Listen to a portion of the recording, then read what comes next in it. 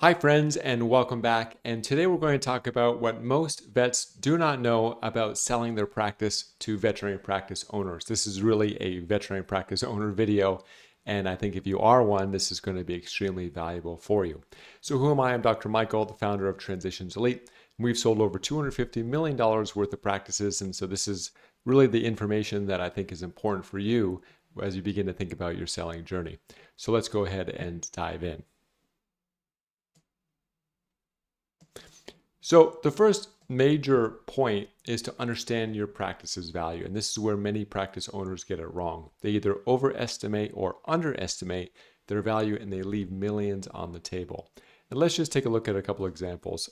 So first one is Dr. Darcy. She had a two-doctor practice, went to sell it by herself, and she got a single offer that was 1.2 million.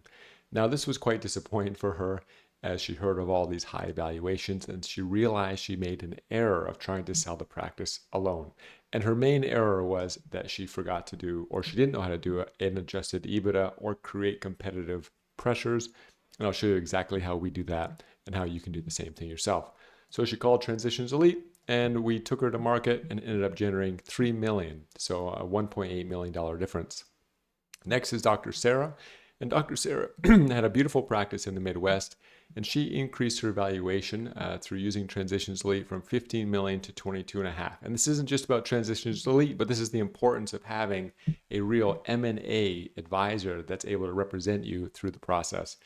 And then the next example is Dr. Alex, and he had 3 practices in a region that had a lot of competitive buying pressure historically, but they were all out of funds and they were recapitalizing, and none of the traditional buyers that he was expecting to sell to had any interest and he didn't get any offers. Kind of shocking because he had a very valuable setup.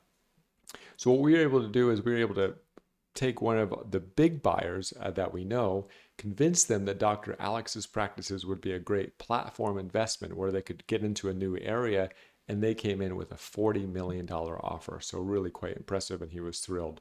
So the key is to understand the strategic value. So who are the buyers that would be very hungry for a practice like yours in your specific area?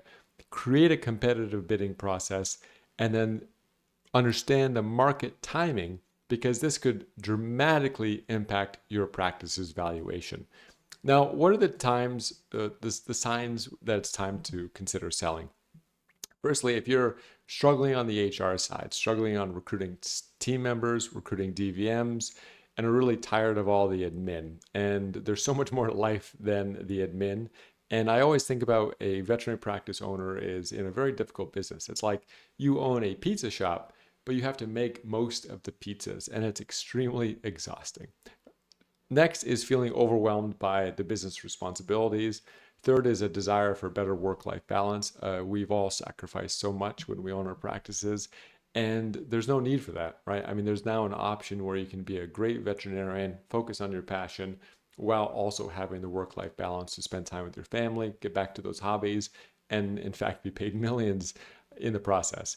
And then finally, just the stress of it all that's really impacting the quality of life. And I think practice owners are even more susceptible to the risk of suicide than a typical veterinarian, because they have so much responsibility on their shoulders and they're ultimately the ones that are accountable. And you might be feeling the exact same thing. So next are the hidden benefits of selling. And this is really interesting. So once you sell, you're able to focus purely on veterinary care. So you're able to be a veterinarian. You don't have to lose your identity. Next is you have no admin burdens. The staff, in fact, get enhanced benefits, and they also get professional development. So they're able to move up in the buyer's organization in a way that we as independent practice owners simply cannot do. Next, you get to preserve your medical autonomy. So if you sell to the right buyer, you are the one who's responsible for the medical side and nobody else. And that really, I think, is a big alleviation of a pain point or a barrier that many practice owners have, because they don't want to lose their identity and they want a controlled medicine. Of course, reducing your personal liability, so you get to secure your future, you get your work-life balance back, and you also will get access via your practice to the components of scale that these buyers have. So they negotiate a lot lower contracts in terms of labs and supplies than you're able to do because they have multiple practices, and that reduction in scale is able to make your practice a lot more successful from a business perspective.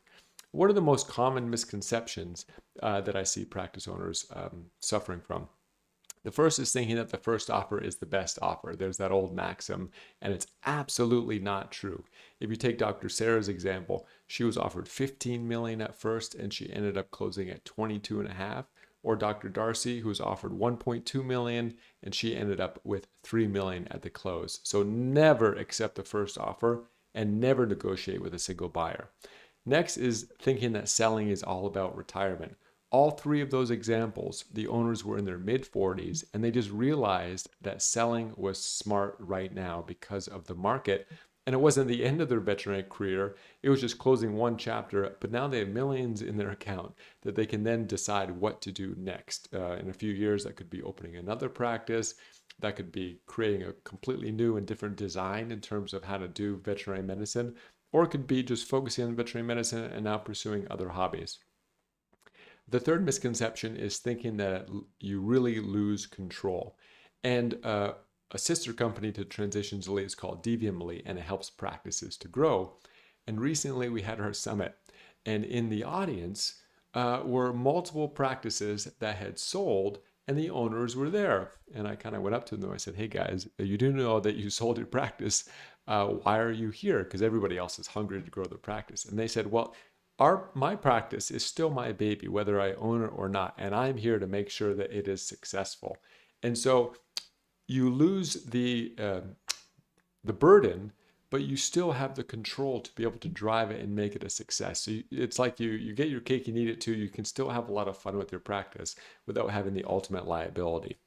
The fourth one is really thinking that you should, or you'll save money by selling alone, and it's a nightmare to sell a business on its own, whether it's a vet practice or anything else, and it leaves so much on the table. I remember when I was studying mergers and acquisitions. I'm a veterinarian, of course, M&A. My professor put a slide on the board, and he said, "This is all I tell my clients, that on average, taking average data, business owners that sell their business by themselves get 5 times profit, and business owners that sell their business with representation get 7 times profit." And as soon as I saw that slide, I thought to myself, I will never sell one of my businesses alone. I will always get representation because it's almost 50% more just by getting the representation. And then finally is underestimating the strategic value that your practice could have to a specific buyer who's hungry for a practice in your area, because they aren't hungry for one in Alaska. They might be expanding in Ohio, and you're in Ohio, and so you become, this gem in their crown that they really want to acquire, and that can drive significant value. So what are the critical success factors? One of the biggest is market timing. And this is why, if you're in your mid 40s, a younger vet, that you should really be thinking about this seriously, because you could keep your practice for the next 10 years and be paid $0, because even if you're successful at growing your practice, the valuations could be cut by half in 10 years and you've effectively made zero. Next is making sure that you have an M&A, not a traditional business broker, but an M&A level advisor that's able to create this bidding environment to drive the value and the negotiation of your practice. Third is, of course, understanding the strategic value. We talked about that. Having clear financial records. There's nothing worse. There's nothing that will kill a deal faster than you have your financial records, you sort of turn them over to a potential buyer. They start going through it and they realize things don't match. They will run away. And I've had that experience, and it's brutal. So make sure you don't make sure you get everything organized. The next is creating this competitive bidding pressure. That's the key to driving the value for your practice. And then finding buyers that are hungry for your specific area. So how can you preserve the legacy of your practice? Let me zoom in here so you can see it.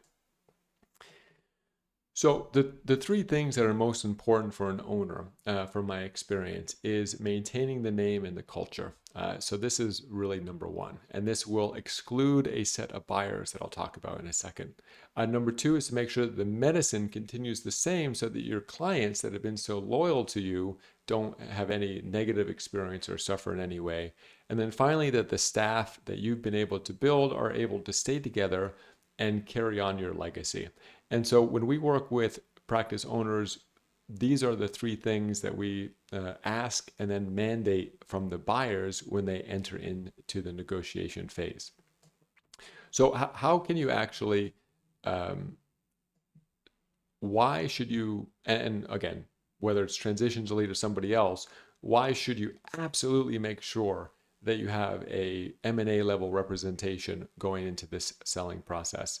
So firstly, it is through generating the demand of multiple bidders that your practice value will go from 3 million to 5 million, and never negotiate one-on-one. So these buyers spend a tremendous amount of resources reaching out, whining and dining practice owners just like you, because they want to get you one-on-one. They know they will save millions if they can convince you to sell a letter of intent, tie up your practice, and then drive the price into the ground as they go through due diligence by pointing out all these errors that you have in the due diligence. And it is the most tragic, it's the most tragic component of this entire story.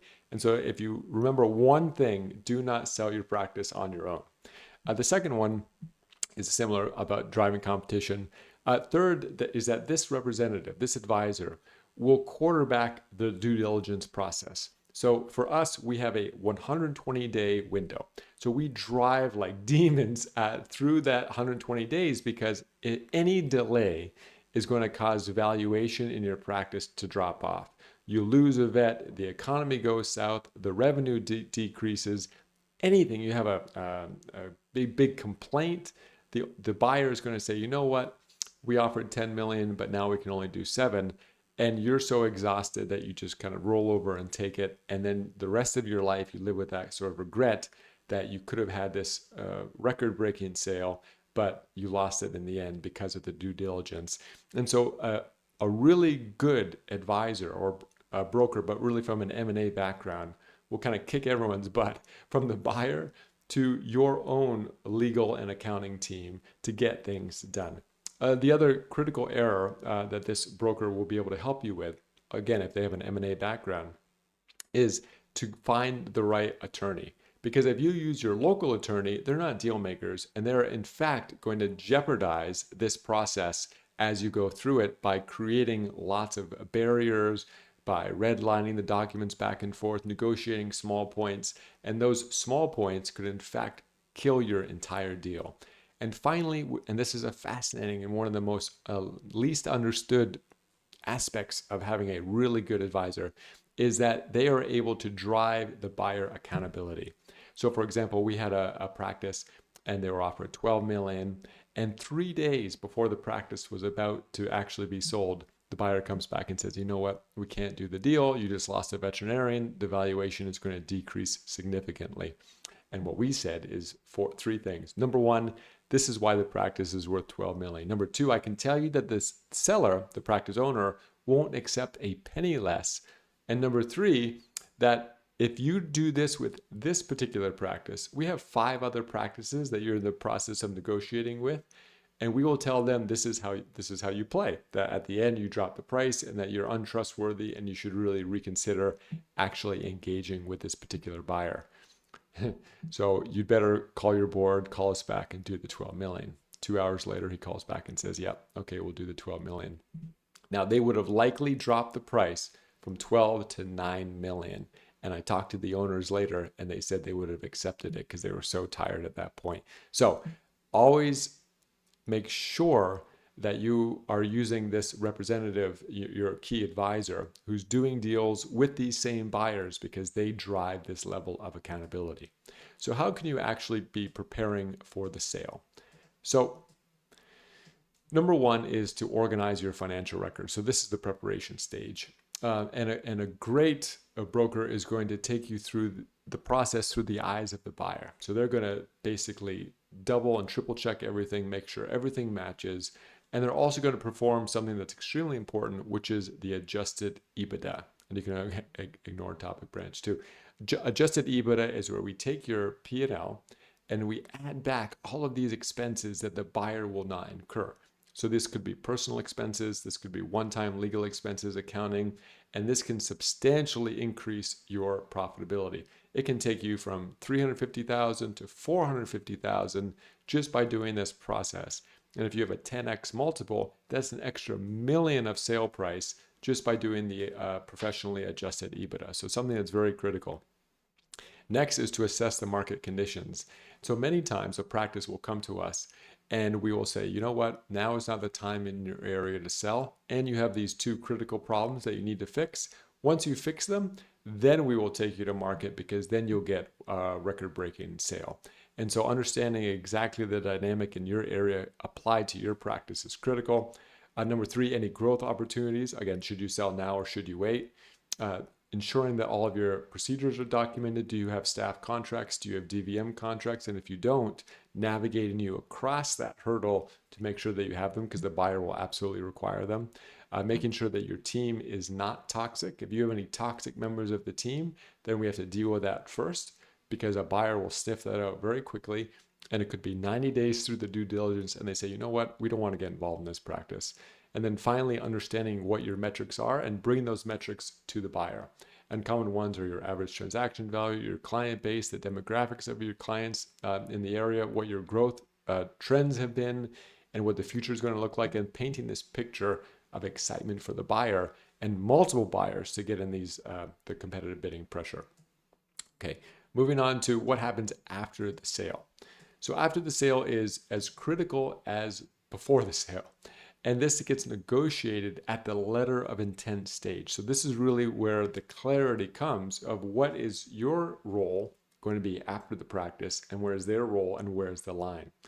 Well, many junior brokers will simply rush through the letter of intent, when in fact it is the most critical time to be able to negotiate these things. Otherwise, it's going to break down in the actual sale process.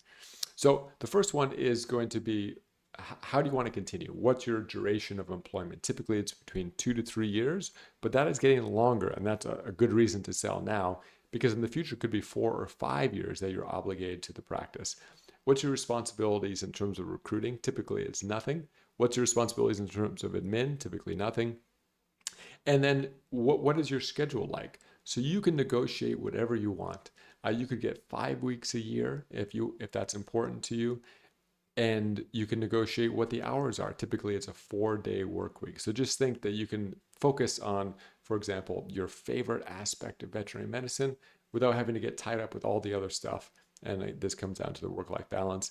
And also, you can pursue CE in a way that you never were able to do before, because you have the time and the energy to really go back to the basics and understand what you want to focus on the medical side. So what are the key decisions in terms of the market timing? So first of all, right now there is, of course, strong interest from private equity groups. And as I mentioned before, the legacy is a critical decision for you. And typically practice owners do not like to sell to the corporate groups. They don't want to change their logo. They don't want to change their name. So private equity are financial buyers, and all they want is to have your cash flow on their books so that they can pool together greater aspects of cash and also tap into greater pools of capital. And so they also offer the highest valuations. So again, you get your cake and eat it too. And they don't want to change anything. They want you in the practice. They want you in the practice for the period of time, absolutely. But they want all your protocols and all your systems to continue as is, because that is what they are buying. Next is going to be, can we create multiple qualified buyers? And this is a very important part of timing. Sometimes we will not take a practice to market because we know 2 of the big ones are combining together. And if we take a practice to market and they're in the process, they're not going to bid. But if we can wait, then they're going to be a very powerful bidding force that will drive the valuation. The third one is the platform investment, like Dr. Alex. Can we bring in an outside buyer who's not in the area, convincing them that your practice is going to be ideal to get started in that geographic region? And the the the two aspects here are very important. So why have valuations gone up from 3 to 5x to 7 to 15x that we're seeing right now? We just signed an offer for 14.8x in terms of multiple. I mean, totally incredible. And the private equity groups bring in their big dollars into a market, they consolidate that market, and then they leave. And once they leave, that buying pressure really drops and it goes back to those historical norms. This is why now is a critical time if your practice is able to sell, and then figure out what you do with your life. And what are examples of other reasons that this party could end? So Elizabeth Warren has just brought a proposal really attacking and going after the private equity groups. And if that happens, they're going to have to back down and really be cautious on acquisitions. Again, decreasing competitive bidding pressure. And finally, once their funds dry up, they move on and they go to the next industry. For example, they're consolidating lawn care, HVAC. They're actually also consolidating car washes because it's a cash-based business and has a lot of recurring revenue through memberships. So veterinary market is hot right now from financial buyers, but that will not last long. So really think this through. If you would be happy owning your practice for the next 10 years and be paid $0, then keep your practice. But if that irks you in any way, then now is the time to think about what to do and whether it's, strike while the iron is hot. So what kind of actions, should you be thinking about taking? So the critical first one is to understand, what is your practice's value? Is it sellable? To what extent? Are there any weaknesses that are involved in your practice? And to that end, what you'll find in the description below. And firstly, before jumping into this, if you've enjoyed the video, please click like or subscribe. I'm going to be making a lot more for practice owners like you, and it's a new channel, and I'd really appreciate it. It'll give me the energy. I always look at my stats to see how this is going, and it would just be a big encouragement for me. So thanks so much if you can do that. And kind of in exchange, or as a thank you, really I want to give you the next steps of how you can think about this. You've now got the knowledge from this mind map, but what can you do? So the critical thing is to get a free practice, or to get a practice value estimate. You don't need a bloated 50-page document, just a conversation with one of our experts that will be able to sit down and say, okay, this is what your practice is probably worth. This is based on the number of vets that you have and the location and everything that you've shared. You should either sell now, or you should fix these 3 to 5 critical profit drivers. And so even if you're thinking about selling in the next 5 years, it's very important to understand what are the profit drivers that you should be able to focus on to drive that valuation, so that in 5 years you are going to be much more valuable than you are today. Or this conversation might say, you know what, there are 3 buyers that are in such a competitive bidding process in your area. I would absolutely consider selling now. And if we do it now, here's what we think the valuation could be. And by the way, this is not just about valuation. It's also about deal terms. If there are limited buyers for your practice, then they will force you to stay in your practice for 4, even upwards of 5 years, and they'll only provide you with 30% of cash and keep all the rest as a holdback, depending upon the performance of your practice. So basically, this entire financial legacy that you could leave for yourself and for your family is in jeopardy, and we don't know what the future is going to bring, especially with a lot of the disruptions that are coming on the technology side, and all of the buyers that are consolidating and using their level of scale to negotiate contracts in a very different way, which could impact pricing. So what we've made available is several free practice value estimates. Just click the link in the description or in the pinned comment, and you'll be able to jump on the call with one of our senior brokers and really discuss your practice and get the insights that you need. So I hope that makes sense. Hope that helps. And go ahead and click the link, and we'll jump on a call, and let's see if there's something we can either work with together or give you a plan so that you can make your practice as valuable as possible.